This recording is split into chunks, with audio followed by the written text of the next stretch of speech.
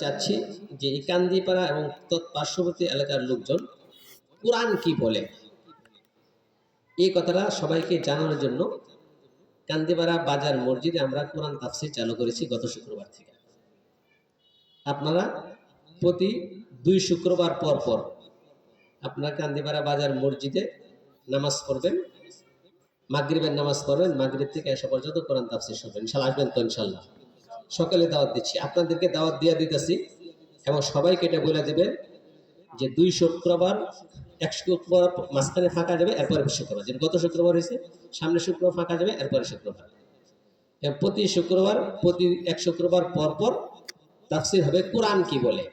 এই কোরআনের কথাগুলো আপনারা জানবেন, আপনারা নিজেরা জানবেন, আপনাদের সন্তানদেরকে জানাবেন, স্ত্রীদেরকে জানাবেন, মেয়েদেরকে জানাবেন, দেখবেন আলহামদুলিল্লাহ সংস্কার হয়ে যাচ্ছে সব।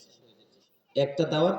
আরেকটা দাওয়াত হলো আগামী 19শে জানুয়ারি এই যে মলমল তাবলিগি মার্কাজের কাছে এখানে বিশাল আকার একটা মাদ্রাসা, জামিয়া কাসিমা দারুল উলুম, একটা বিশাল মাদ্রাসা প্রতিষ্ঠিত হবে, ভিত্তিপ্রস্তর করা হবে।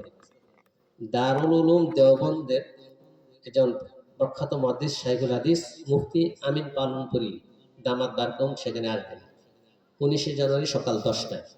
আপনারা সকলে সেখানে আমন্ত্রিত, ইনশাআল্লাহ সেখানে থাকবেন, একজন আল্লাহর ওলিকে দেখবেন, দোয়া নেবেন, নসিহত শুনবেন। আল্লাহ আপনাদেরকে তৌফিক দান করুন, আমাদের এই রওজাতুল বানাত মাদ্রাসাকে কবুল করলে কোরআন হাদিস আমরা শুনে হাদিস মোতাবেক আমাদের জিন্দগি পরিচালিত করতে পারি, রাসূলের সুন্নাত মোতাবেক আমার জীবনকে পরিচালিত করতে পারি, সেই জন্য আল্লাহ আমাদেরকে তৌফিক দান করুন। ওয়া আখিরু দাওয়ানা আলহামদুলিল্লাহ।